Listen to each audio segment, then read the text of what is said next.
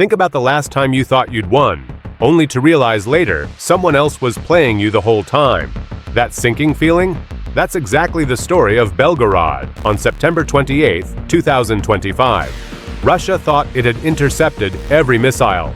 The air defense units claimed complete success, but Ukraine wanted them to think that.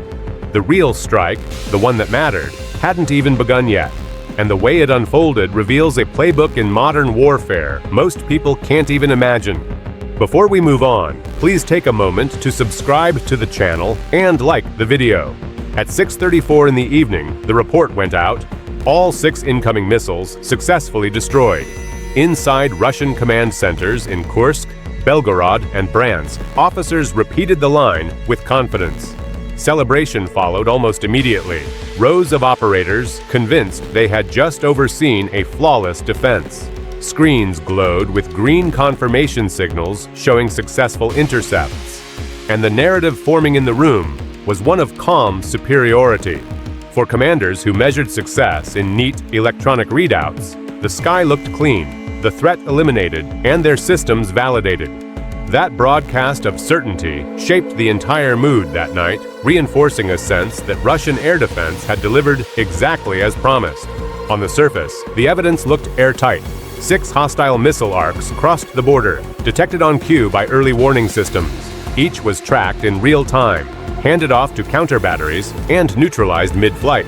The command logs reflected a seamless chain: acquisition, lock, launch, and elimination. Operators confirmed hits and updated their screens with precision entries, as if checking boxes on a training manual brought to life. The intercepts aligned perfectly with doctrine, offering textbook reassurance that nothing vital had been put at risk. From their perspective, it was a rare instance of perfection in a war filled with unpredictability. The mood shifted into overconfidence almost immediately. Senior officers spoke of the interception as proof that infrastructure remained untouched, free from danger despite the approaching winter. A strike narrowly avoided is one thing, but complete elimination is another. The message to superiors was that the defenses were airtight, the skies secure, and the reputation of systems like Panzer and the S-400 intact.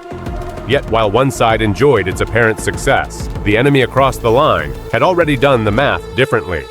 Ukraine's planners knew that the celebration itself was part of the trap. Near the border, several M142 HIMARS batteries had already been positioned for weeks with specific tasks not tied to immediate destruction. They were meant to create noise, attention, and pressure. Alongside them, kamikaze drones hovered low, waiting for commands, acting as confusing shadows in the electronic fog. This distraction campaign was not improvised but calculated, designed to draw a reaction, drain ammunition, and above all else, focus Russian operators on the wrong set of threats. The HIMARS missiles sacrificed early set the stage for something larger by ensuring Russian radars glowed bright, busy, and exposed. That larger operation was a saturation strike.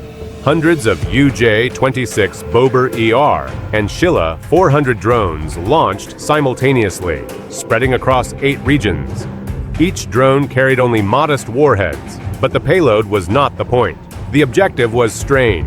Radars had to track dozens of moving targets at once, consuming time and attention, while defensive batteries poured out interceptors worth many times what the drones cost. Analysts at multiple think tanks later highlighted this tactic as the most efficient way to defeat an expensive defense shield. Swamp it with numerous expendable objects until cracks appear in the coverage.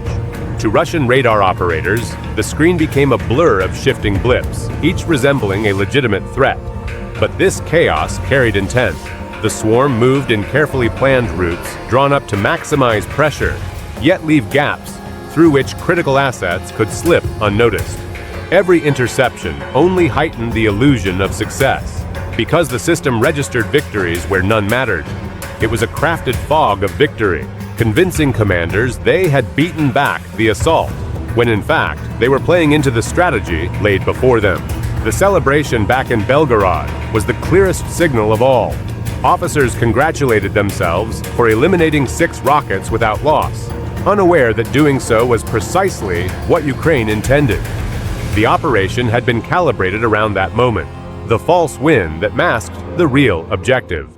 And while the command centers replayed intercept footage and drafted reports for superiors, an entirely different sequence of events had already been set into motion, one designed to exploit the exact blind spot they had just created. How does a radar worth hundreds of millions, considered the crown jewel of Russia's defense network, end up revealing its own weakness in minutes? The answer begins with the S-400 Triumph system, a platform praised for its ability to track dozens of threats at once. The radar, however, is only effective when it is transmitting at full capacity, and forcing it to switch on fully became Ukraine's first objective. Once it did, the emission itself became a spotlight, exposing exact coordinates, operating frequencies, and patterns of activity. The very signal that guaranteed Russian operators could see further also guaranteed that Ukraine's electronic warfare units could see them. That exposure became possible through the deliberate use of distraction. Kamikaze drones with limited range were not intended to strike deep into Russian territory. Their purpose was to crowd radar scopes, prompting defenders to switch the S-400 radar into continuous mode. Operating in such a state meant transmitting more power across a wider spectrum. Every decoy flight path, every false target, essentially pulled the defensive screen wider until there was no choice but to commit the system to full illumination. And once it was fully lit, Ukraine's operators could collect critical technical data, while simultaneously transferring that data to strike teams on the ground. Electronic warfare teams played an essential role in aligning signals with live fire.